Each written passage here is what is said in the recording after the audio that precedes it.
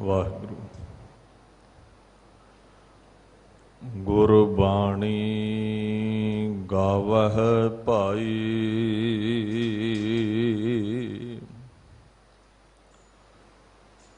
ओहो सफल सदा सुख दाई।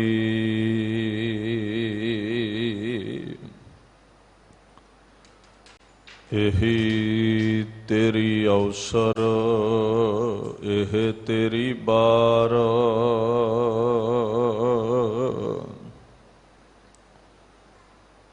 घट भीतर तू देखो विचार।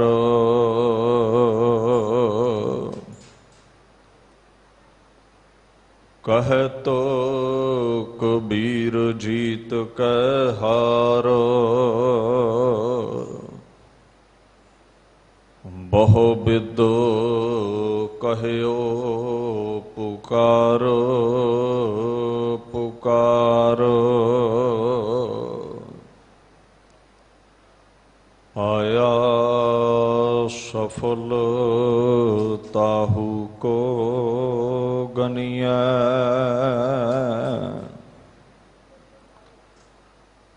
जास रसन हर हर जस भनिया।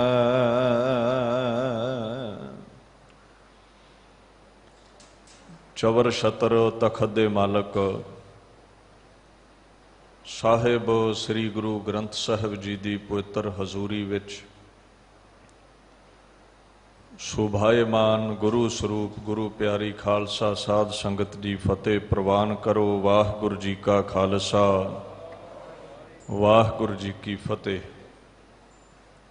धन धन श्री गुरु हरकृष्ण साहिब सच्चे पातशाह जी दे पवित्र स्थान गुरुद्वारा श्री बंगला साहिब विखे आप सरबत संगतां अपने समय नूं जीवन नूं सफलियां करन दे लई हाज़रियां भर रहे हो। बड़े सहज विच सिंह साहब ज्ञानी रणजीत सिंह हुणा ने श्री गुरु ग्रंथ साहिब जी की पाक बाणी का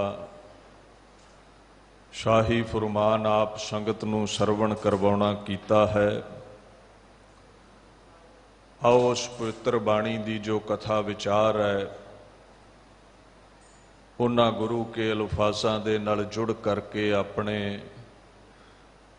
जीवन नूं सफला करिए जी। सतनाम श्री वाहिगुरु साहिब जी। प्रभाती महला पहला, बारह महरावल खप जावह, चहो शिव मह सन्यासी, जोगी कापड़िया सिर खूथे, बिन शब्द गल फासी।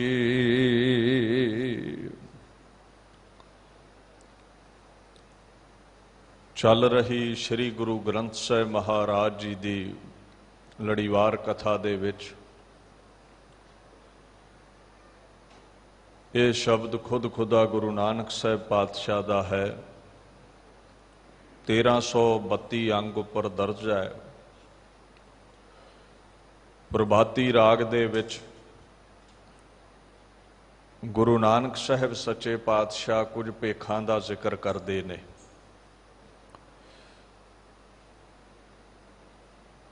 हुण भेख तो भाव पहरावा है ते पहरावे नूं धर्म की दुनिया चों फोक मन लिया जाता जदों केवल चिन्ह धारे होण ते अंदर कोई अध्यात्मिकता ना छिपी होवे। हुण जे तो ही ने विच चौल है नहीं तो किसी कर्म नहीं है खेती। सो ये नहीं समझना भी महाराज ने किसी भेख का खंडन किया है ਜਾਂ ਕਿਸੇ ਦਾ ਮੰਡਨ ਕੀਤਾ ਹੈ। ਇਹ ਕਈ ਦੁਨੀਆ ਤੇ ਸਤਪੁਰਸ਼ ਹੋਏ, ਉਹਨਾਂ ਆਪੋ ਆਪਣੇ ਭੇਖ ਚਲਾਏ, ਸੰਪਰਦਾਵਾਂ ਚਲਾਈਆਂ,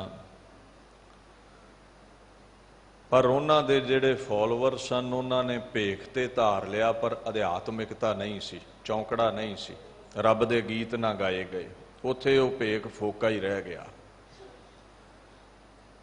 ਸੋ ਐਸੇ ਜਿਹੜੇ ਕੇਵਲ ਭੇਖ ਦੇ ਧਾਰਨੇ ਵਾਲੇ ਲੋਕ ਨੇ ਉਹਨਾਂ ਨੂੰ ਮੱਤ ਦਿੱਤੀ ਹੈ ਮਹਾਰਾਜ ਨੇ ਵੀ ਭੇਖ ਉਹ ਸਫਲਾ ਹੈ, ਧਰਮ ਦਾ ਪਹਿਰਾਵਾ ਉਹ ਸਫਲਾ ਹੈ ਜਿਸ ਪਹਿਰਾਵੇ ਦੇ ਅੰਦਰ ਪਰਮਾਤਮਾ ਦਾ ਨਾਮ ਛਿਪਿਆ ਹੋਵੇ। ਹੁਣ ਇੱਥੇ ਜਿਹੜੀ ਪਹਿਲੀ ਉਦਾਹਰਣ ਦਿੱਤੀ ਹੈ 12 ਮਹਿ ਰਾਵਲ, 12 ਤੋਂ ਭਾਵ ਹੈ ਜਿਹੜੇ 12 ਪੰਥ ਨੇ, ਦੁਆਦਸ਼ ਜੋਗੀਆਂ ਦੇ ਜਿਹੜੇ 12 ਧਿਰ ਨੇ ਨਾ, ਜਿਹੜੀਆਂ ਉਹਨਾਂ ਦੀਆਂ 12 ਸੰਪਰਦਾਵਾਂ ਨੇ, 12 ਉਹਨਾਂ ਦੇ ਜਿਹੜੇ ਭੇਖ ਨੇ। ਜਿਹੜਾ ਲਫ਼ਜ਼ ਰਾਵਲ ਹੈ, ਰਾਵਲ ਦਾ ਭਾਵ ਹੈ ਰੌਲਾ ਪਾਉਣਾ, ਤੇ ਜੋਗੀ ਕੀ ਰੌਲਾ ਪਾਉਂਦੇ ਨੇ? ਅਲੱਖ ਅਲੱਖ ਇਹ ਪੁਕਾਰਦੇ ਨੇ। ਸੋ ਮਹਾਰਾਜ ਕਹਿੰਦੇ ਜਿਹੜੇ 12 ਭੇਖ ਨੇ ਜੋਗੀ ਜਨਾਂ ਦੇ। ਅੱਛਾ, ਰਾਵਲ ਇੱਕ ਜੋਗੀਆਂ ਵਿੱਚ ਖਾਸ ਫਿਰਕੇ ਦਾ ਵੀ ਨਾਮ ਹੈ ਜਿਹਦੇ ਵਿੱਚ ਹਿੰਦੂ ਅਤੇ ਮੁਸਲਮਾਨ ਦੋਨਾਂ ਪੱਖਾਂ ਦੇ ਲੋਕ ਹੁੰਦੇ ਨੇ। ਜਿਵੇਂ ਇਸਲਾਮ ਜਗਤ ਦਾ ਇੱਕ ਫਿਰਕਾ ਸੂਫੀ ਸੰਤ ਨੇ ਨਾ, ਉਹ ਸੂਫੀਆਂ 'ਚ ਵਿਦਾਂਤੀ ਵੀ ਹੋਣਗੇ, ਮੁਸਲਮਾਨ ਵੀ ਹੋਣਗੇ, ਕਈ ਯਹੂਦੀ ਵੀ ਹੁੰਦੇ ਨੇ ਜੋ ਸੂਫੀਜ਼ਮ ਨੂੰ ਧਾਰ ਲੈਂਦੇ ਨੇ। ਖੈਰ ਮਹਾਰਾਜ ਕਹਿੰਦੇ ਜਿਹੜੇ 12 ਪੰਥ ਨੇ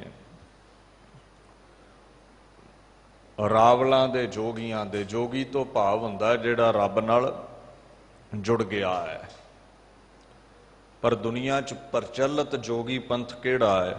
ਪਤੰਜਲੀ ਰਿਸ਼ੀ ਦੇ ਦੱਸੇ 8 ਯੋਗ ਸਾਧਨਾ ਨੂੰ ਕਰਨ ਵਾਲਾ, ਜੋ ਸਾਧਨ ਪਤੰਜਲੀ ਰਿਸ਼ੀ ਨੇ ਮੁਕਤੀ ਦਾ ਕਾਰਨ ਦੱਸੇ ਨੇ, ਉਹਨਾਂ ਯੋਗ ਆਸਣਾ ਨੂੰ ਕਰਨ ਵਾਲਾ ਜੋਗੀ ਸਮਝਿਆ ਗਿਆ ਹੈ। ਅਸ਼ਟਾਂਗ 8 ਆਸਣ ਉਸ ਦੇ ਪ੍ਰਚਲਿਤ ਨੇ, 8 ਅੰਗ ਯੋਗ ਮਤ ਦੇ ਪ੍ਰਚਲਿਤ ਨੇ। ਯਮ ਹੈ, ਨਿਯਮ ਹੈ, ਆਸਨ ਹੈ, ਪ੍ਰਾਣਾਯਾਮ ਹੈ, ਇੱਦਾਂ ਦੇ ਆਸਣ ਨੇ। ਹੁਣ ਮਹਾਰਾਜ ਕਹਿੰਦੇ ਨੇ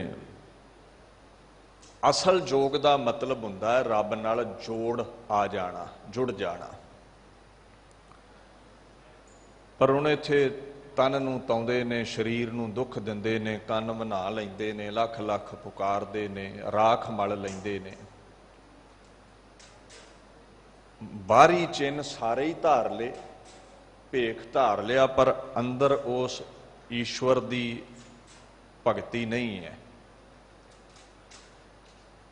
ਦੇਖੋ, ਜਿੱਥੇ ਤਨ ਨੂੰ ਤਾਉਣ ਦੀ ਗੱਲ ਹੈ ਉੱਥੇ ਗੁਰਬਾਣੀ ਨੇ ਖੰਡਨ ਕੀਤਾ ਵੀ ਐਡਾ ਸੁੰਦਰ ਸਰੂਪ ਪਰਮਾਤਮਾ ਨੇ ਤੁਹਾਨੂੰ ਬਖਸ਼ਿਆ ਹੈ, ਤੁਸੀਂ ਇਹਨੂੰ ਤਾਉਂਦੇ ਹੋ, ਧੂਣੀਆਂ ਤੇ ਬਿਠਾਉਂਦੇ ਹੋ, ਪੁੱਠੇ ਲਟਕਦੇ ਹੋ, ਇਹਨੂੰ ਤੰਗੀ ਦਿੰਦੇ ਹੋ। ਕਿਉਂ? ਸਹਿਜ ਵਿੱਚ ਬਹਿ ਕੇ ਰੱਬ ਦੇ ਗੀਤ ਗਾ ਲਵੋ। ਜਿਸ ਜੋਗ ਦਾ ਮੰਡਨ ਹੈ ਉਹ ਹੈ ਰੱਬ ਦੇ ਗੀਤ ਗਾ ਕੇ ਰੱਬ ਵਿੱਚ ਜੁੜਨਾ। ਹੁਣ ਯੋਗ ਸ਼ਾਸਤਰ ਵਾਲੇ ਚਿੱਤ ਨੂੰ ਨਿਰੁੱਧ ਕਰਦੇ ਨੇ, ਦੁਨੀਆ ਤੋਂ ਪਾਸੇ ਕਰਦੇ ਨੇ, ਤੇ ਸਿੱਖ ਜਗਤ ਦੇ ਅੰਦਰ ਯੋਗ ਕੀ ਹੈ? ਭਗਤੀ ਮਾਰਗ ਤੇ ਚੱਲ ਕੇ ਪਰਮਾਤਮਾ ਦੀ ਯਾਦ ਵਿੱਚ ਸਮਾਧੀ ਲੀਨ ਹੋਣਾ। ਪੁੱਠੇ ਸਿੱਧੇ ਹੋਣ ਨੂੰ ਯੋਗ ਨਹੀਂ ਕਿਹਾ। ਕਬੀਰ ਜੀ ਨੇ ਬੜਾ ਸੁੰਦਰ ਕਿਹਾ, ਕਬੀਰ ਮੈਂ ਜਾਣਿਓ ਪੜ੍ਹਬੋ ਭਲੋ। ਕਹਿੰਦੇ ਪਹਿਲਾਂ ਪਹਿਲਾਂ ਮੈਂ ਸੋਚਿਆ ਵੀ ਵਿਦਵਾਨ ਹੋਣਾ ਚਾਹੀਦਾ ਹੈ, कि विद्वान की सभा विच बड़ी जय जयकार है, हर एक नूं निरुत्तर कर दिंदा है। पढ़े बे स्यों भल जोग। उहदे बाद मैं वेख्या भी जोगियां दी बड़ी बल्ले बल्ले है, बड़े आसन लाउंदे ने, पुठे सिद्धे हुंदे ने, लोग वाह वाह करते ने। पर अखीर ते ये गल समझ लगी भी विद्वान होना चलो ठीक है, योग आसन सिख लैने ठीक है, भगत ना छाडो राम की भावें निंदो लोग, पर सारियां नालों उच्ची अवस्था है परमात्मा की भगती करनी। ये सारियां तो उच्चा पंथ है, उच्चा मार्ग है, उच्चा भेख है। हुण भगती है नहीं सी केवल लिबास धार लेना। इसनूं गुरु नानक साहब ने इउं कहा है, फिर कहंदे 12 महरावल खप जावै है। निरा भेख दे धारने वाला इंसान, खप दा मतलब है खपना, खिजना, क्रोधित होना, जां खुरा खोज मिट जाना, मुक जाना, वो मिट जाता है। जिहदे अंदर नाम नहीं है ना, केवल भेख है, वो मिट जाता है। वो सारा जीवन जितने भी कर्म धर्म करता है वो खपा ही कर रहा है, किसी मंजिल ते पहुंचण वाला नहीं है। सो अगे भेख दी महाराज गल करते ने, चहो शिव मह सन्यासी।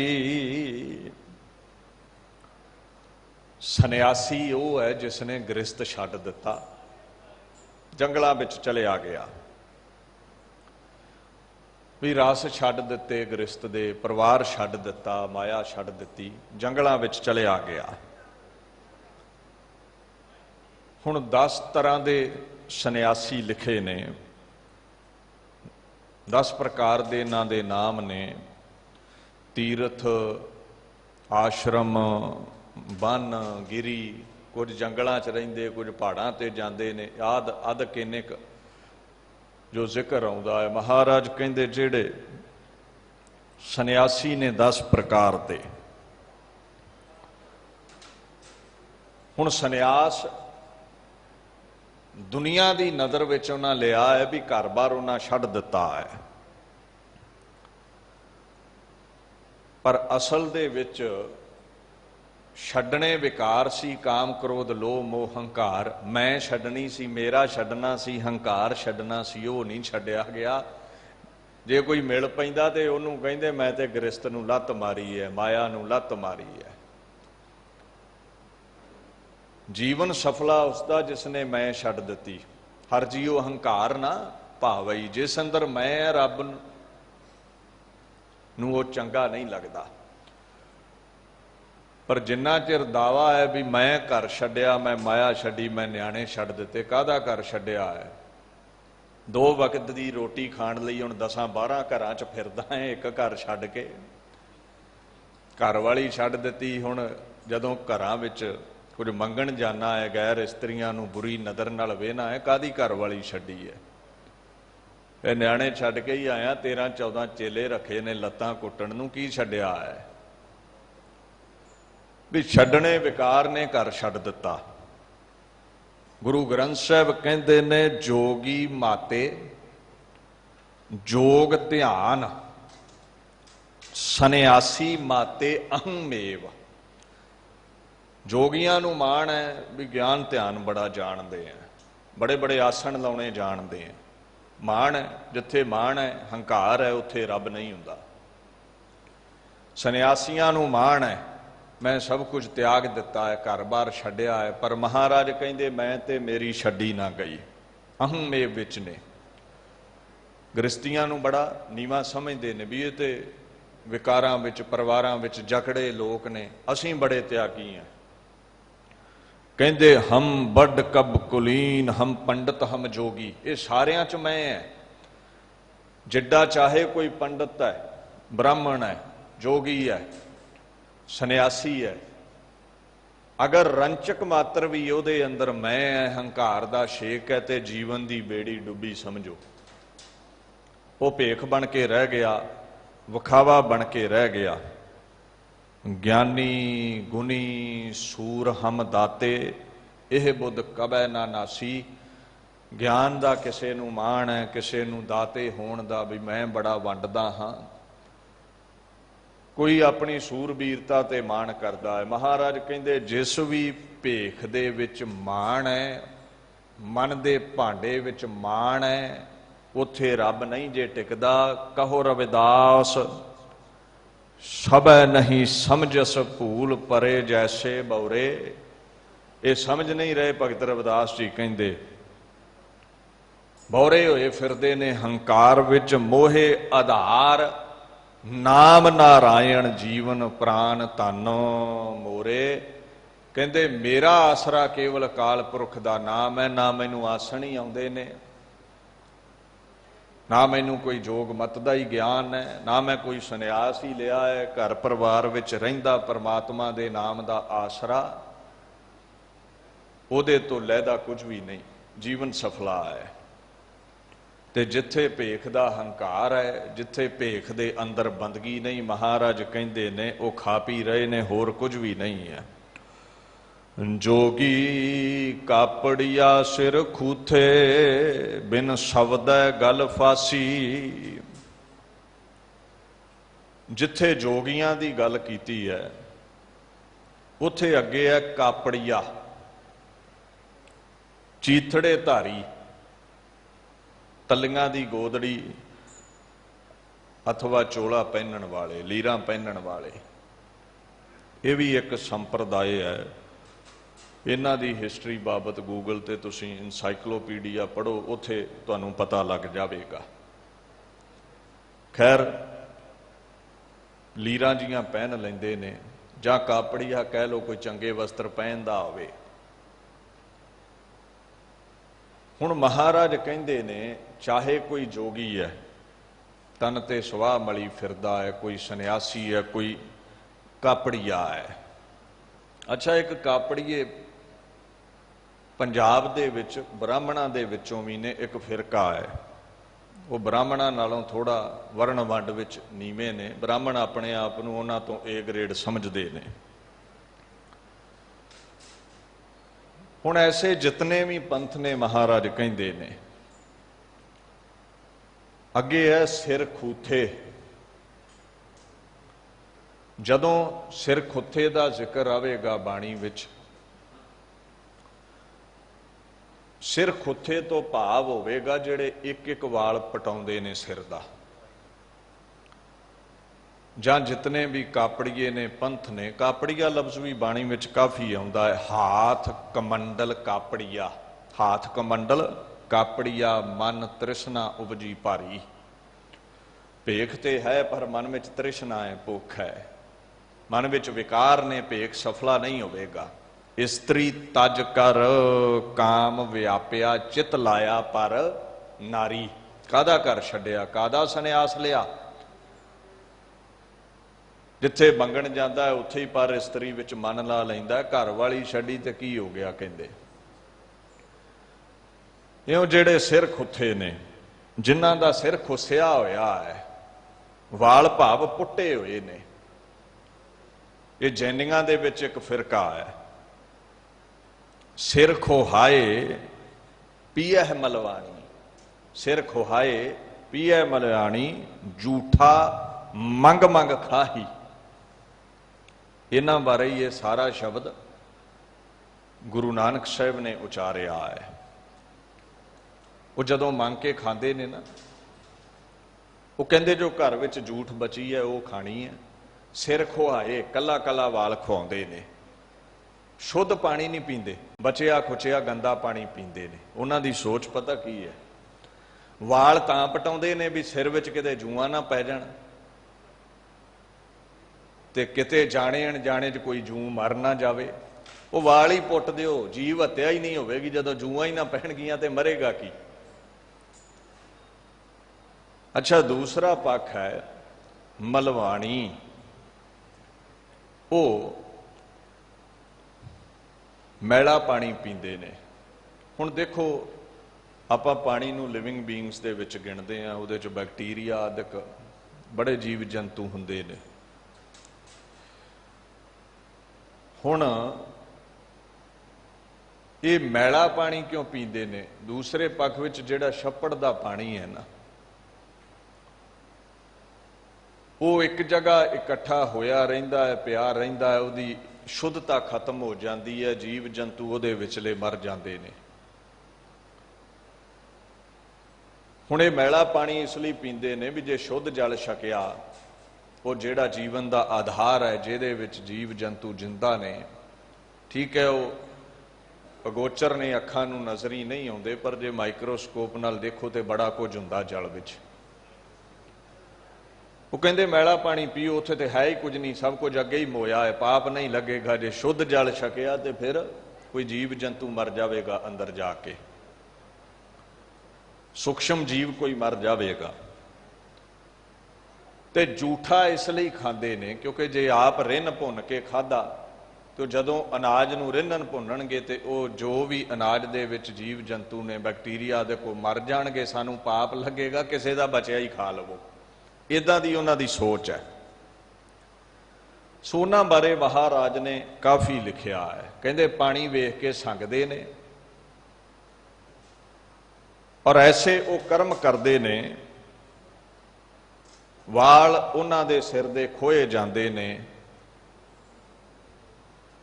स्वा आदक उन्होंने महाराज कहते ने मली हुंदी है सिर दे केसां नूं भस्म जदों पटाउंदे ने वालां नूं। गुरु साहब कहते मापे भी उन्होंने बड़े दुखी, क्योंकि मापियां दी जिहड़ी किरत सी ना, उन्हां छड्ड दित्ती है। माऊ पीओ किरत गवायन, माऊ पीओ किरत गवायन, टब्बर रोमन धाही। वो परिवार भी रोंदे ने भी साडे वाली किरत छड्ड के किहड़े बन्ने तुर पए ने। सदा कुचील रह है दिन राती, मत्थै टिके नाही। महाराज कहते ब्राह्मणों वांगू ये टिके भी नहीं लाउंदे, कुचील जे रहिंदे ने, मैले जे रहिंदे ने, नहाउण धोण तो ये दूर रहिंदे ने। इन्हां ने लक दे नाल ना प्याले बधे हुंदे ने जालादक छकण दे लई, हत्थां विच चौरियां फड़ियां हुंदियां भी कोई जीव जंतु ना आ जावे, हवा विच कोई सूक्ष्म जीव ना आ जावे। एक कतार च ही तुरदे ने, पैर बोच के रखते ने, कोई जीव हत्या ना हो जावे। थे गुरु नानक साहब कहंदे जिया मार जीवालै सोई अवर ना कोई राखै। ये जीव जेड़े ने, इन्हां दा मर जाना, इन्हां दा पैदा होना रब दे हत्थ विच है। तुसीं चाह के भी किसी नूं रख नहीं सकदे ते चाह के भी किसी नूं मार नहीं सकदे। सो महाराज कहंदे ऐसा इन्हां दा जीवना है। नानक सिर खुत्ते शैतानी, इन्हां गल ना भाणी। पर इन्हां नूं चंगी गल कित्थे शोभदी है। जे इन्हां नूं आखो भाई इशनान करो, ये 84 दे गेड़ तो बाद किते बड़ा कीमती मनुखा जन्म मिलिया है, शरीर नूं सांभो, साफ सफाई रखो, इशनान करो, चौंकड़ा लाओ, रब दे गीत गाओ, ते कहंदे इहो जिहियां गल्लां इन्हां नूं चंगियां नहीं लगदियां। सो भेख ही भेख है, रब दी गल नहीं ये करदे। इदां दे जिहड़े महाराज कहंदे लोक ने, गुरु नानक साहब सच्चे पातशाह आखण लगे बिन शब्द है गल फासी। चाहे जोगियां दा भेख है, चाहे सन्यासियां दा भेख है, चाहे कापड़ियां दा भेख है, ते चाहे सिर खुथे ने, जे नाम नहीं, शब्द नहीं, जे जड़ नहीं, ते रुख फल फुल नहीं दिंदा, फोक ही है। लिबास किसे काम नहीं आवेगा। कहंदे इउं समझ लो, शब्द तो बिना, नाम तो बिना, गुरु नानक साहब कहंदे ने गल फासी। जन्म अते मरण दी फाही गल पई रहिंदी है, विकारां दी फाही गल पई रहिंदी है, दुखां दी फाही गल पई रहिंदी है। सो कोई भी तेरा भेख है, भेस है, धर्म है, किसी भी धर्म दे तू चिन्ह धारदा है तां ही सफले ने, जे अंदर नाम है, जे परमात्मा दा नाम है तेरे अंदर। हुण कोई जंजू धार लवे, तिलक बोधी दा पहरा कर लवे, जे रब दे गीत नहीं गाउंदा ते कादा सनातन मतिया है। हुण आपां पंज ककार पा लईए सिख, सिंह सज गए, जे अंदर सिੱਖੀ नहीं, बाणी नहीं, ते फिर ये जिहड़ा ਚੋਲਾ ਹੈ ਜਾਂ ਕਕਾਰ ਹੈ, ਮਹਾਰਾਜ ਕਹਿੰਦੇ ਕਿਸ ਕੰਮ ਆਉਣਗੇ। ਅੰਦਰ ਜੜ ਤੇ ਚਾਹੀਦੀ ਹੈ ਨਾ, ਬੀਜ ਤੇ ਚਾਹੀਦਾ ਹੈ ਨਾ। ਸੋ ਮਹਾਰਾਜ ਪਾਤਸ਼ਾਹ ਕਹਿੰਦੇ ਇਉਂ ਕਈ ਭੇਖ ਹੀ ਧਾਰਦੇ ਨੇ, ਅੰਦਰ ਉਹਨਾਂ ਤੇ ਅਧਿਆਤਮਿਕਤਾ ਨਹੀਂ ਹੁੰਦੀ। ਅੱਗੇ ਮਹਾਰਾਜ ਹੁਕਮ ਕਰਦੇ ਨੇ, ਸ਼ਬਦ ਰਤੇ ਪੂਰੇ ਬੈਰਾਗੀ। ਅਸਲ ਦੇ ਵਿੱਚ ਬੈਰਾਗੀ ਕੌਣ ਹੈ? ਜਿਹਦੇ ਅੰਦਰ ਪਰਮਾਤਮਾ ਦੇ ਲਈ ਵੈਰਾਗ ਹੈ, ਜੋ ਪਰਮਾਤਮਾ ਦੀ ਸਿਫਤ ਸਲਾਹ ਵਿੱਚ ਰੰਗਿਆ ਹੋਇਆ ਹੈ, ਉਹ ਬੈਰਾਗੀ ਹੈ ਅਸਲ। ਵੈਰਾਗ ਨੂੰ ਧਾਰਨੇ ਵਾਲਾ ਜਿਸਨੇ ਦੁਨੀਆ ਦੇ ਪਦਾਰਥਾਂ ਦਾ ਮੋਹ ਛੱਡ ਦਿੱਤਾ ਹੈ, ਉਹਨੂੰ ਅਸਲ ਬਾਣੀ ਨੇ ਵੈਰਾਗੀ ਕਿਹਾ ਹੈ। ਵੈਸੇ ਇੱਕ ਵੈਰਾਗੀ ਪੰਥ ਹੈ, ਵੈਸ਼ਨਵ ਸਾਧੂਆਂ ਦਾ ਇੱਕ ਪੰਥ ਹੈ, ਜੋ ਇੱਕ ਮਹਾਂਪੁਰਸ਼ ਜਿਨ੍ਹਾਂ ਦਾ ਇੱਕ ਸ਼ਬਦ ਗੁਰੂ ਗ੍ਰੰਥ ਸਾਹਿਬ ਦੇ ਵਿੱਚ ਆਉਂਦਾ ਹੈ ਨਾ, ਰਾਮਾਨੰਦ ਜੀ ਮਹਾਰਾਜ, ਉਹਨਾਂ ਨੇ ਬੜਾ ਪ੍ਰਫੁੱਲਤ ਕੀਤਾ ਹੈ। ਜਦੋਂ ਤੁਸੀਂ ਗੁਰੂ ਗੋਬਿੰਦ ਸਿੰਘ ਪਾਤਸ਼ਾਹ ਦੀ ਪਾਕ ਬਾਣੀ, ਦਸਮ ਬਾਣੀ ਪੜ੍ਹਦੇ ਹੋ ਨਾ, ਉੱਥੇ ਵੈਰਾਗੀਆਂ ਦੇ ਪੰਥ ਬਾਰੇ ਇਹ ਜ਼ਿਕਰ ਆਉਂਦਾ ਹੈ। ਜਿੱਥੇ ਬਚਿੱਤਰ ਨਾਟਕ ਵਿੱਚ ਆਟੋਬਾਇਓਗ੍ਰਾਫੀ ਹੈ ਨਾ ਕਲਗੀਧਰ ਮਹਾਰਾਜ ਦੀ, ਅਕਾਲ ਪੁਰਖ ਬਾਚ ਇਸ ਕੀਟ ਪ੍ਰਤ ਚੌਪਈ, ਜਬ ਪਹਿਲੇ ਹਮ ਸ੍ਰਿਸ਼ਟ ਬਨਾਈ, ਦੈਤ ਰਚੇ ਦੁਸ਼ਟ ਦੁਖਦਾਈ। ਜਦੋਂ ਅਕਾਲ ਪੁਰਖ ਨੇ ਦੁਸ਼ਟ ਦਮਨ ਨੂੰ ਦੁਨੀਆ ਤੇ ਭੇਜਣਾ ਹੈ, ਗੁਰੂ ਨਾਨਕ ਸਾਹਿਬ ਅਕਾਲ ਪੁਰਖ ਦੀ ਗੰਮੀ ਜੋਤ ਦੇ 10ਵੇਂ ਵਾਰਸ ਬਣਾ ਕੇ ਅਕਾਲ ਪੁਰਖ ਦੇ ਹਜ਼ੂਰ ਵਿੱਚ ਖਲੋਤੇ ਨੇ ਦੁਸ਼ਟ ਦਮਨ ਦੇ ਰੂਪ ਵਿੱਚ। ਤੇ ਅਕਾਲ ਪੁਰਖ ਕਹਿ ਰਹੇ ਸੀ ਵੀ ਮੈਂ ਸ੍ਰਿਸ਼ਟੀ ਬਣਾਈ, ਮੈਂ ਦੇਵ ਦੈਂਤ ਬਣਾਏ, ਮੈਂ ਰਹਿਬਰ ਬਣਾਏ, ਮਹਾਪੁਰਸ਼ ਬਣਾਏ, ਸਾਰਿਆਂ ਆਪੋ ਆਪਣਾ ਪੰਥ ਚਲਾ ਲਿਆ ਤੇ ਮੇਰਾ ਨਾਮ ਕੋਈ ਜਪਦਾ ਨਹੀਂ ਹੈ। ਉੱਥੇ ਫਿਰ ਉਹ ਅੱਗੇ ਜਾਂਦੇ ਜਾਂਦੇ ਬੈਰਾਗੀ ਪੰਥ ਦੀ ਗੱਲ ਕਰਦੇ ਨੇ। ਪੁਨ ਹਰ ਰਾਮਾਨੰਦ ਕੋ ਕਰਾ, ਭੇਸ ਬੈਰਾਗੀ ਕੋ ਜਿਨ ਧਰਾ। ਪੁਨ ਹਰ ਰਾਮਾ ਨੰਦ ਕੋ ਕਰਾ, ਭੇਸ ਬੈਰਾਗੀ ਕੋ ਜਿਨ ਧਰਾ। ਕਹਿੰਦੇ ਰਾਮਾਨੰਦ ਜੀ ਇੱਕ ਭਗਤ ਪੈਦਾ ਕੀਤੇ, ਉਹਨਾਂ ਵੈਰਾਗ ਦਾ ਭੇਖ ਧਾਰਨਾ ਕੀਤਾ। ਕੰਠੀ ਕੰਠ ਕਾਠ ਕੀ ਡਾਰੀ, ਪ੍ਰਭ ਕੀ ਕਿਰਿਆ ਨਾ ਕਛੂ ਵਿਚਾਰੀ। ਕਹਿੰਦੇ ਉਹਨਾਂ ਕੰਠੀ ਪਾ ਲਈ। ਜਿਹੜੇ ਵੈਰਾਗੀ ਨੇ ਨਾ ਲੱਕੜ ਦੀ ਮਣਕਿਆਂ ਦੀ ਮਾਲਾ ਪਾਉਂਦੇ ਨੇ। ਹੁਣ ਹੋਇਆ ਕੀ, ਮਹਾਰਾਜ ਕਹਿੰਦੇ ਨੇ ਉਹਨਾਂ ਨੇ ਵੈਰਾਗ ਭੇਖ ਨੂੰ ਪ੍ਰਫੁੱਲਤ ਕੀਤਾ ਔਰ ਕੰਠੀ ਪਾ ਲਈ ਜਿਵੇਂ ਵੈਰਾਗੀ ਪਾਉਂਦੇ ਨੇ, ਇਦਾਂ ਹੀ ਉਹਨਾਂ ਦੇ ਚੇਲਿਆਂ ਨੇ ਕੀਤਾ। ਹੁਣ ਕੰਠੀ ਤੇ ਪਾ ਲਈ, ਪਰ ਉਹਨਾਂ ਦਾ ਜਿਹੜਾ ਚਲਾਇਆ ਭੇਖ ਸੀ ਨਾ, ਪ੍ਰਭ ਕੀ ਕਿਰਿਆ ਨਾ ਕਛੂ ਵਿਚਾਰੀ, ਉਹਨਾਂ ਦੇ ਭੇਖ ਨੇ ਅਕਾਲ ਪੁਰਖ ਦੇ ਗੀਤ ਗਾਏ ਹੀ ਨਾ, ਕੰਠੀ ਤੇ ਪਾ ਲਈ ਤੇ ਉਹ ਰਾਮਾਨੰਦ ਜੀ ਦੇ ਗੀਤ ਗਾਈ ਗਏ, ਰੱਬ ਨੂੰ ਵਿਸਾਰ ਦਿੱਤਾ।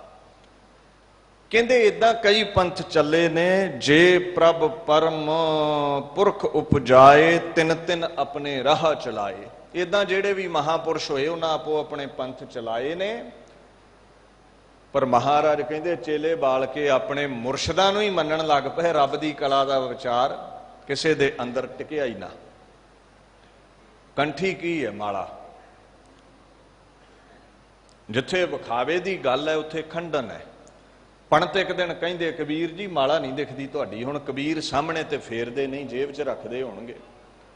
ਕਬੀਰ ਜੀ ਕਹਿੰਦੇ ਕਬੀਰ ਮੇਰੀ ਸਿਮਰਨੀ ਰਸਨਾ ਉਪਰ, ਰਾਮ ਆਦ ਜੁਗਾਦੀ ਸਗਲ ਭਗਤ ਤਾਂ ਕੋ ਸੁਖ ਬਿਸਰਾਮ। ਕਹਿੰਦੇ ਮੇਰੀ ਸਿਮਰਨੀ ਰਸਨਾ ਹੀ ਹੈ, ਮੈਂ ਜ਼ੁਬਾਨ ਨਾਲ ਜਪੀ ਜਾਣਾ ਹਾਂ।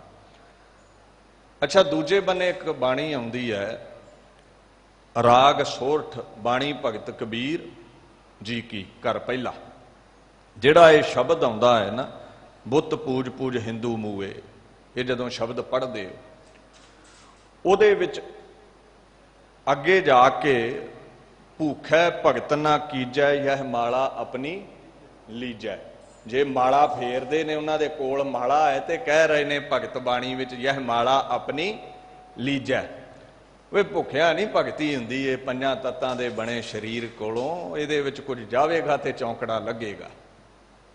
ਇੱਥੇ ਹੀ ਬਸ ਨਹੀਂ, ਹੋ ਮੰਗੋ ਸੰਤਨ ਰੇਨਾ ਮੈਂ ਨਾਹੀ ਕਿਸੀ ਕਾ ਦੇਣਾ। ਮੈਂ ਧੂੜ ਮੰਗਦਾ ਉਹਨਾਂ ਸੰਤਾਂ ਦੀ ਜਿਹੜੇ ਰੱਬ ਦੇ ਗੀਤ ਗਾਉਂਦੇ ਨੇ। ਤੇ ਕਬੀਰ ਜੀ ਦੀ ਮਾਈ ਨੇ ਵੀ ਇੱਕ ਉਲਾਮਾ ਦਿੱਤਾ ਹੈ, ਹਮਾਰੇ ਕੁਲ ਕੌਨੇ ਰਾਮ ਕਹਿਓ। ਸਾਡੀ ਕੁੱਲ ਚ ਅੱਗੇ ਕਿਸੇ ਨੇ ਵੀ, ਕਬੀਰ ਦੀ ਮਾਈ ਕਹਿੰਦੀ, ਰਾਮ ਦਾ ਨਾਮ ਨਹੀਂ ਲਿਆ। ਜਬ ਤੇ ਮਾਲਾ ਲਈ ਨਪੂਤੇ ਤਬ ਤੇ ਸੁਖ ਨਾ ਭਇਓ। ਜਦੋਂ ਦੀ ਮੇਰੇ ਲਖਤੇ ਜਿਗਰ ਕਬੀਰ ਜੀ ਨੇ ਮਾਲਾ ਲਈ ਹੈ, ਇਹ ਕੰਮ ਕਰ ਛੱਡ ਗਿਆ, ਸਾਡੇ ਭਾਦਾ ਤੇ ਸੁਖ ਜਾਂਦਾ ਰਿਹਾ। ਇਹਦਾ ਮਤਲਬ ਮਾਲਾ ਰੱਖਦੇ ਨੇ, ਮਾਲਾ ਫੇਰਦੇ ਨੇ, ਪਰ ਵਿਖਾਵੇ ਲਈ ਨਹੀਂ। ਸਾਡਾ ਕੀ ਸੁਭਾਅ ਹੈ, ਗਲਾਂ 'ਚ ਤੇ ਪਾ ਲਈਦੀ ਹੈ, ਚਾਰ ਬੰਦੇ ਵੇਖਣ ਤੇ ਫੇਰਨ ਲੱਗ ਪਈਦਾ ਹੈ। ਚਾਰ ਦੀਵਾਰੀ ਵਿੱਚ ਹੋਈਏ, ਕੋਈ ਵੇਖੇ ਨਾ ਤੇ ਸੁੱਤੇ ਨਹੀਂ ਉੱਠੀਦਾ। ਇਹੋ ਜਿਹੀ ਮਾਲਾ ਨੂੰ ਪਖੰਡ ਕਿਹਾ ਹੈ ਬਾਣੀ ਨੇ। ਮਹਾਰਾਜ ਨੇ ਐਸੀ ਮਾਲਾ ਨੂੰ ਪਖੰਡ ਕਿਹਾ ਜੋ ਵਿਖਾਵੇ ਮਾਤਰ ਹੈ, ਫੇਰਦੇ ਨਹੀਂ। ਮਹਾਰਾਜ ਕਹਿੰਦੇ ਨੇ ਨਾ, ਧੋਤੀ ਉਜਲ ਤਿਲਕ ਗਲ ਮਾਲਾ ਅੰਤਰ ਕ੍ਰੋਧ ਪੜ੍ਹੈ ਨਟਸ਼ਾਲਾ। ਅੰਦਰ ਕ੍ਰੋਧ ਹੈ, ਗਲ ਵਿੱਚ ਮਾਲਾ ਹੈ, ਵਿਖਾਵੇ ਦੀ ਫੇਰੀ ਕਦੇ ਹੈ ਨਹੀਂ ਹੈ। ਨਾਮ ਵਿਸਾਰ ਮਾਇਆ ਮਦ ਪੀਆ ਬਿਨ ਗੁਰ ਭਗਤ ਨਾਹੀ ਸੁਖ ਦੀਆ। ਮਾਲਾ ਤੇ ਪਾਈ ਸੀ ਪਰ ਫੇਰੀ ਹੈ ਹੀ ਨਾ, ਨਾਮ ਜਪਿਆ ਹੀ ਨਾ। ਮਹਾਰਾਜ ਕਹਿੰਦੇ ਭਗਤੀ ਤੋਂ ਬਿਨਾ ਮਾਲਾ ਸਫਲੀ ਨਹੀਂ ਹੈ। ਇਦਾਂ ਹੀ ਗੁਰੂ ਗੋਬਿੰਦ ਸਿੰਘ ਪਾਤਸ਼ਾਹ ਕਹਿੰਦੇ, ਰਾਮਾਨੰਦ ਜੀ ਦੇ ਜਿਹੜੇ ਵੈਰਾਗੀ ਸਨ ਨਾ, ਵੈਰਾਗੀ ਪੰਥ ਦੇ ਫੋਲੋਵਰ ਸਨ, ਉਹਨਾਂ ਨੇ ਮਾਲਾ ਤੇ ਪਾ ਲਈ, ਪ੍ਰਭੂ ਦੀ ਕਲਾ ਦੀ ਵਿਚਾਰ ਨਾ ਕੀਤੀ, ਮਾਲਾ ਨੂੰ ਫੇਰਿਆ ਨਾ, ਜਪਿਆ ਨਾ। ਉਹਨਾਂ ਸਮਝ ਲਿਆ ਵੀ ਮਾਲਾ ਪਾਉਣ ਨਾਲ ਹੀ ਵੈਰਾਗੀ ਬਣ ਗਏ। ਹੁਣ ਕਈ ਮੇਰੇ ਵੀਰ ਇੱਥੇ ਕਿੰਤੂ ਕਰ ਦਿੰਦੇ ਜੀ, ਰਾਮਾਨੰਦ ਜੀ ਦਾ ਤੇ ਸ਼ਬਦ ਗੁਰੂ ਗ੍ਰੰਥ ਸਾਹਿਬ ਵਿੱਚ ਹੈ ਤੇ ਉਹਦੇ 'ਚ ਉਹਨਾਂ ਨੂੰ ਭਗਤ ਕਿਹਾ ਹੈ, ਤੇ ਗੁਰੂ ਗੋਬਿੰਦ ਸਿੰਘ ਮਹਾਰਾਜ ਨੇ ਤੇ ਖੰਡਨ ਕੀਤਾ ਹੈ। ਵਿਚਾਰਧਾਰਾ ਦਸਮ ਬਾਣੀ ਨਾਲ ਆਦ ਮਹਾਰਾਜ ਦੀ ਰਲਦੀ ਨਹੀਂ। ਉਹ ਇੱਥੇ ਭੁਲੇਖਾ ਖਾ ਗਏ, ਕਿਉਂਕਿ ਉਹਨਾਂ ਨੂੰ ਸ਼ਬਦ ਬੋਧ ਨਹੀਂ ਹੈ, ਗਿਆਨ ਨਹੀਂ ਹੈ ਦਸਮ ਦੀ ਬਾਣੀ ਦੇ ਅਲਫਾਜ਼ ਕਿਹੜੀ ਭਾਸ਼ਾ ਦੇ ਨੇ। ਕਲਾ ਅਜ਼ਮਤ ਅਕਾਲ ਪੁਰਖ ਦੀ ਨੂੰ ਕਲਗੀਧਰ ਕਹਿੰਦੇ, ਉਹ ਜਿਹੜੇ ਵੈਰਾਗੀ ਸਨ ਭੁੱਲ ਗਏ, ਮਾਲਾ ਨੂੰ ਹੀ ਕਲਾ ਸਮਝ ਲਿਆ, ਮਾਲਾ ਨੂੰ ਹੀ ਮੁਕਤੀ ਸਮਝ ਲਿਆ। ਭਗਤ ਰਾਮਾਨੰਦ ਦੇ ਚੇਲਿਆਂ ਨੇ ਮਾਲਾ ਤੇ ਪਾ ਲਈ, ਰਾਮਾਨੰਦ ਜੀ ਦੇ ਗੀਤ ਗਾ ਲਏ, ਪਰ ਖੁਦਾ ਦੇ ਗੀਤ ਗਾਉਣੇ ਭੁੱਲ ਗਏ ਉਹ।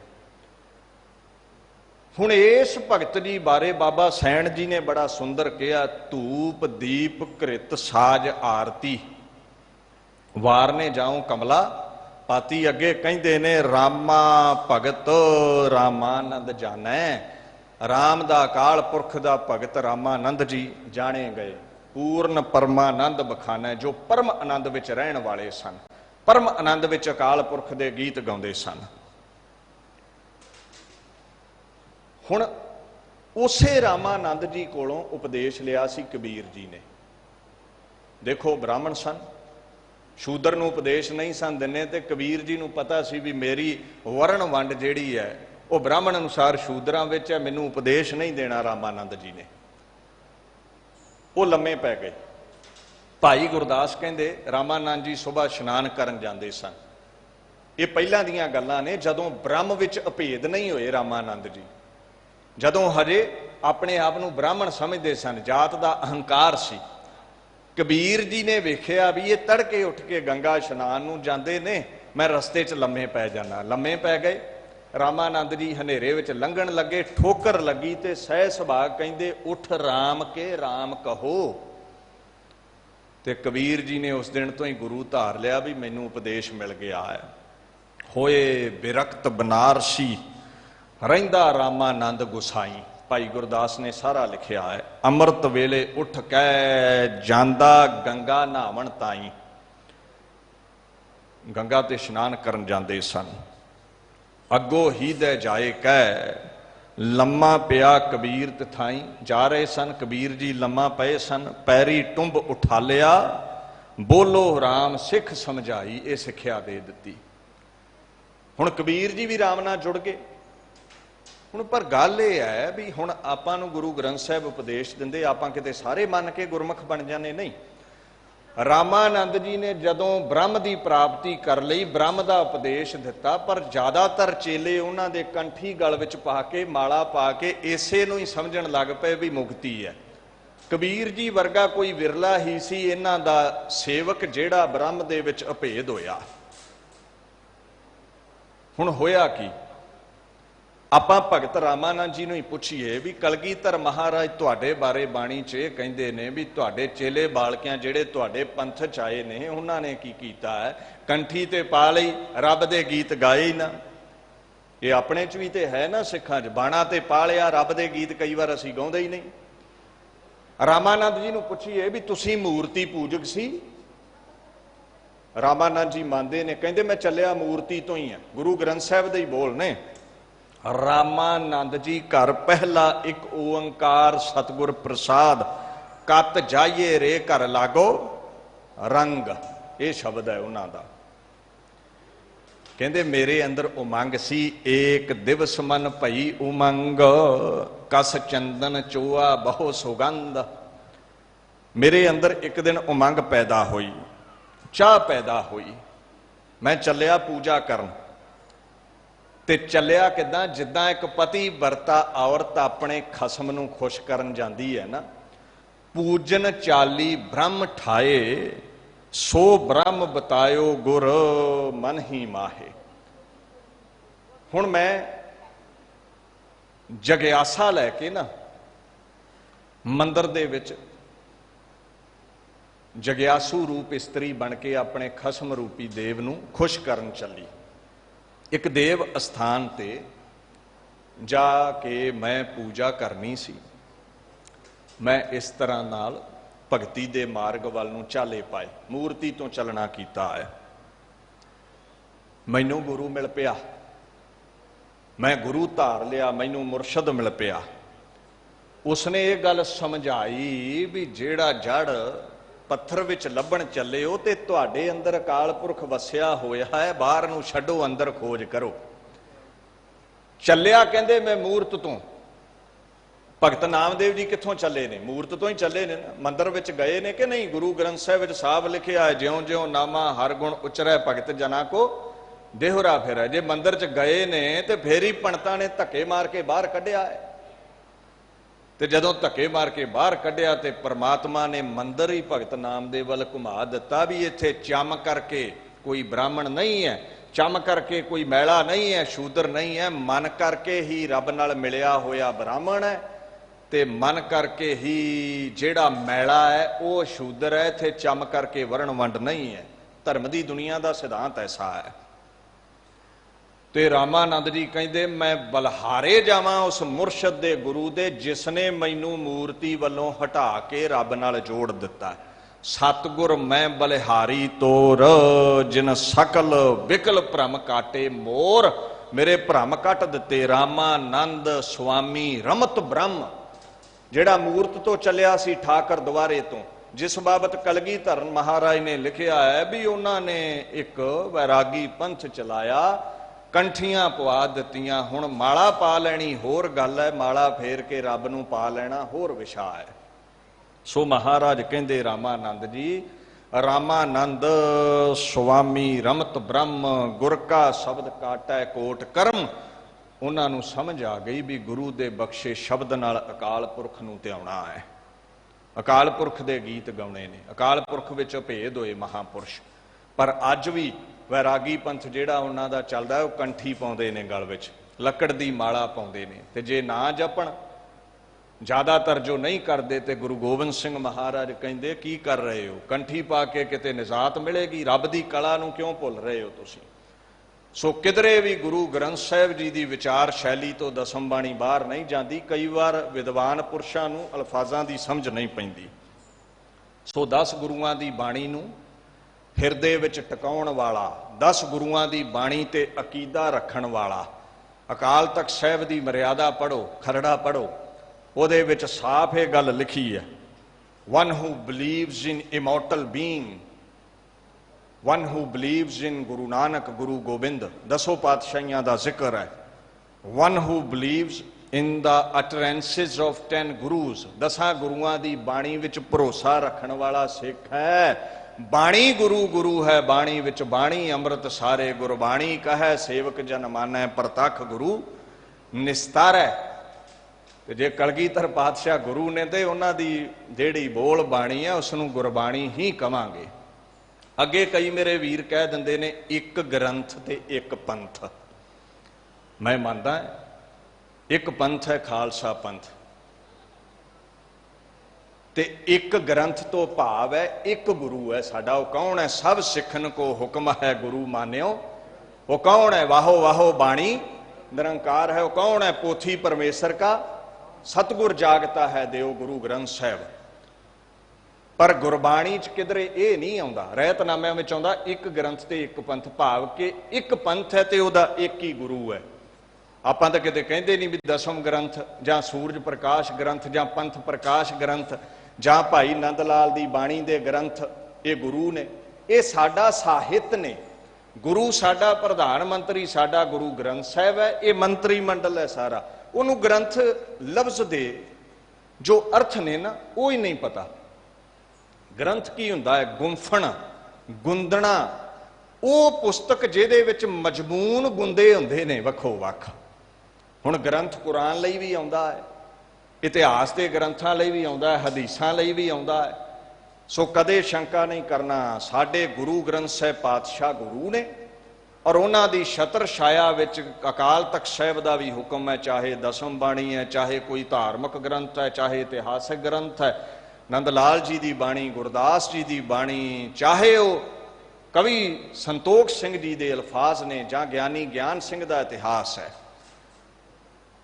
उन्होंने असी साहित्य मनना है।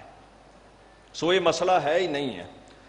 एक शेख सादी होया है, हुण आउंदी ते मेरे वीरां नूं चंगी तरह अपनी मदर टंग पंजाबी भी नहीं तो परशियन कित्थों पढ़न, सियाणे बंदे की रचना पढ़ी होवे ते थोड़ी अकल आवे। वो कहंदा ओ मूर्खो ग्रंथां नूं निंदी जांदे हो, पुस्तकां नूं निंदी जांदे हो, तुसीं समझदे क्यों नहीं? मर्द बायद के गीरद अंदर गोश गर नविश्तास्त, गर नविश्तास्त पनद बर दीवार। कहंदा जेड़ा सियाणा बंदा है ना, हिंदी च उहदा अर्थ कीता गया मनुष्य को चाहिए अगर किसी दीवार पे भी कोई उपदेश लिखा हो तो उसे ग्रहण कर ले। कहते कोई चंगी गल किसी कंध ते भी लिखी है तो उन्होंने अंदर वसाउणा चाहिए है। तो साडे कमले लोग अपने साहित्य नूं ग्रंथां नूं ही दूर सुट्टी जांदे ने। ये सियाणियां दी गल है।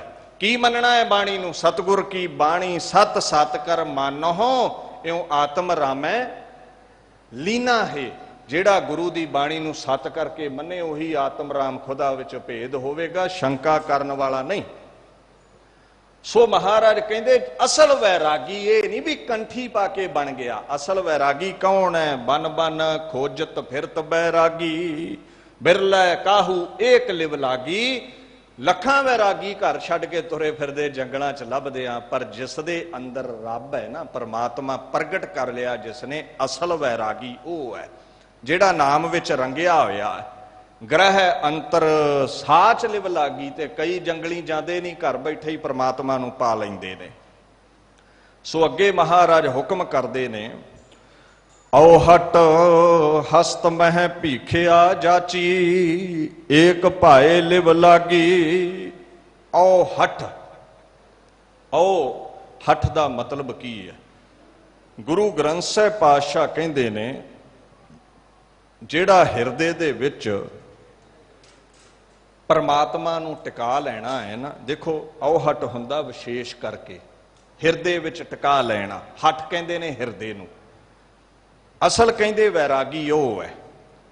आम ਜਿਹੜੇ जंगली ਰਹਿੰਦੇ ਉਹ ਭਿੱਖਿਆ ਮੰਗਦੇ ਨੇ ਨਾ ਭਾਂਡਾ ਲੈ ਕੇ, ਕਹਿੰਦੇ मैं वैरागी उसनूं समझदा एक भाए लिव लागी, जिसने मन दे भांडे नूं सतपुरुषां दे सन्मुख लिआंदा, साधुआं दी संगत च बैठिया ते परमात्मा दे नाम दी भिखिया मंगी।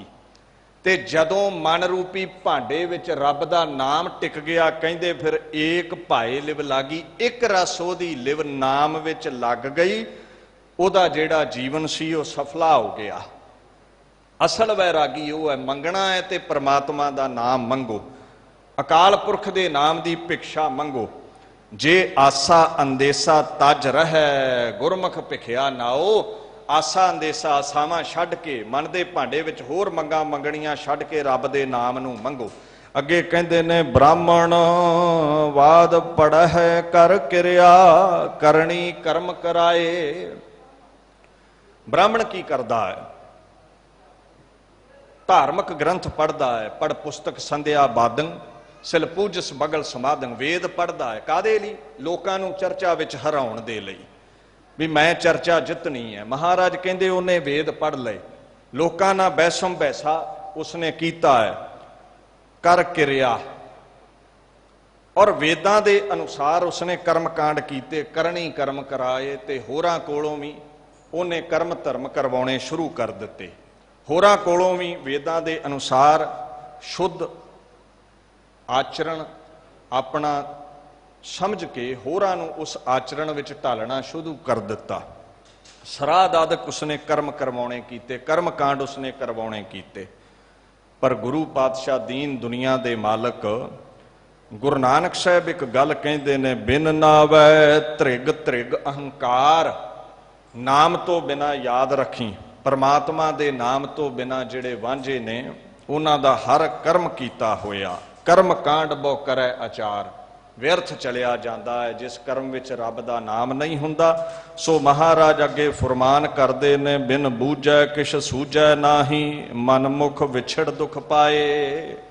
ਬਿਨਾਂ ਪਰਮਾਤਮਾ ਦੇ ਨਾਮ ਨੂੰ ਸਮਝੇ ਤੋਂ, ਬਿਨਾਂ ਗੁਰੂ ਦੀ ਸ਼ਰਨ ਜਾਇਆਂ ਤੋਂ ਜਿਹੜਾ ਮਨਮੁਖ ਬੰਦਾ ਹੈ ਨਾ, ਉਹ ਸਦਾ ਹੀ ਦੁੱਖ ਪਾਉਂਦਾ ਹੈ। ਜਿਸ ਨੂੰ ਬੂਝ ਤੋਂ ਭਾਵ ਹੈ ਜੋ ਸਮਝ ਨਹੀਂ ਰੱਖਦਾ ਗੁਰੂ ਦੇ ਸ਼ਬਦ ਦੀ, ਸੂਝ ਤੋਂ ਭਾਵ ਹੈ ਗਿਆਨ ਸਬੁੱਧੀ ਸਮਝ। ਜਿਨ੍ਹਾਂ ਨੂੰ ਅਸਲ ਮਾਰਗ ਦਾ ਪਤਾ ਹੀ ਨਹੀਂ ਹੈ ਉਹ ਭਟਕ ਜਾਂਦੇ ਨੇ ਵੀ ਮਨੁੱਖਾ ਜਾਮਾ ਕਿਵੇਂ ਸਫਲਾ ਕਰਨਾ ਹੈ। ਸੋ ਮਹਾਰਾਜ ਕਹਿੰਦੇ ਮਨਮੁਖ ਬੰਦਾ ਜੀਵਨ ਨੂੰ ਵਿਅਰਥ ਗਵਾਉਂਦਾ ਹੈ। ਸ਼ਬਦ ਮਿਲੈ ਸੇ ਸੂਚਾਚਾਰੀ, ਸਾਚੀ ਦਰਗਹਿ ਮਾਨੇ।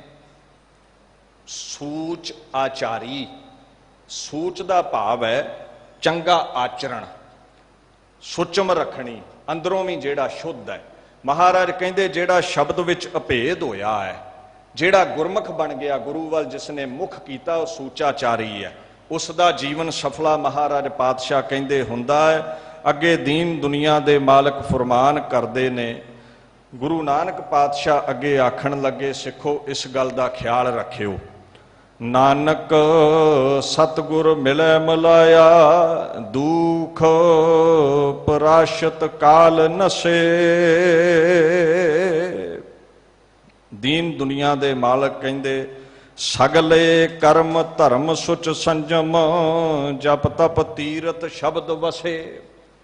ਸਭ ਕਰਮ ਧਰਮ ਜਿਹੜੇ ਨੇ ਨਾ ਨਾਮ ਵਿੱਚ ਹੀ ਆ ਜਾਂਦੇ ਨੇ। ਸੰਜਮ ਇੰਦਰੀਆਂ ਨੂੰ ਬੁਰੇ ਕਰਮਾਂ ਤੋਂ ਰੋਕਣਾ, ਸੁਚਮ ਸਰੀਰ ਦੀ ਸੁੱਚ ਰੱਖਣੀ, ਜਪ ਕਿਸੇ ਮੰਤਰ ਦਾ ਜਾਪ ਕਰਨਾ, ਤਪ ਤਪੱਸਿਆ ਕਰਨੀ। ਕਹਿੰਦੇ ਜਪ ਤਪ ਸੰਜਮ ਸਾਰਾ ਸ਼ਬਦ ਦੇ ਅਭਿਆਸ ਵਿੱਚ ਹੈ। ਜਿਹੜਾ ਵੀ ਚੌਂਕੜਾ ਲਾਵੇਗਾ ਰੱਬ ਦੇ ਗੀਤ ਗਾਵੇਗਾ। ਗੁਰੂ ਨਾਨਕ ਸਾਹਿਬ ਕਹਿੰਦੇ ਨੇ, ਨਾਨਕ ਸਤਿਗੁਰ ਮਿਲੈ ਮਿਲਾਇਆ, ਦੁਖ ਪਰਾਸ਼ਤ ਕਾਲ ਨਸੇ। ਸਤਿਗੁਰੂ ਨੂੰ ਮਿਲ ਕੇ ਅਕਾਲ ਪੁਰਖ ਦੇ ਗੀਤ ਗਾਵੇ, ਚੌਂਕੜਾ ਲਾਵੇ, ਉਹਦੇ ਜੀਵਨ ਚੋਂ ਦੁੱਖ, ਉਹਦੇ ਜੀਵਨ ਚੋਂ ਪਾਪ, ਪਛਾਤਾਪ ਦੇ ਸਹਿਤ ਚਲੇ ਜਾਂਦੇ ਨੇ। ਜਿਹੜਾ ਨਾਮ ਜਪ ਕੇ ਪਛਾਤਾਪ ਕਰਦਾ ਹੈ, ਰੱਬ ਦੇ ਗੀਤ ਗਾਉਂਦਾ ਹੈ, ਸੋ ਭੇਖ ਉਹ ਸਫਲਾ ਜਿਹਦੇ ਅੰਦਰ ਰੱਬ ਦੇ ਨਾਮ ਦਾ ਕਿਣਕਾ ਹੈ। ਜੇ ਨਾਮ ਨਹੀਂ, ਬੀਜ ਨਹੀਂ, ਤੇ ਰੁੱਖ ਫਲ ਫੁੱਲ ਨਹੀਂ ਦਿੰਦਾ। ਕਿਸੇ ਵੀ ਧਰਮ ਨਾਲ ਸੰਬੰਧਤ ਹੋ, ਨਾਮ ਜਪੋ ਤੇ ਭੇਖ ਸਫਲਾ ਹੈ। ਭੁੱਲ ਚੁੱਕ ਦੀ ਖਿਮਾ ਜੀ। ਵਾਹਿਗੁਰੂ ਜੀ ਕਾ ਖਾਲਸਾ, ਵਾਹਿਗੁਰੂ ਜੀ ਕੀ ਫਤਿਹ।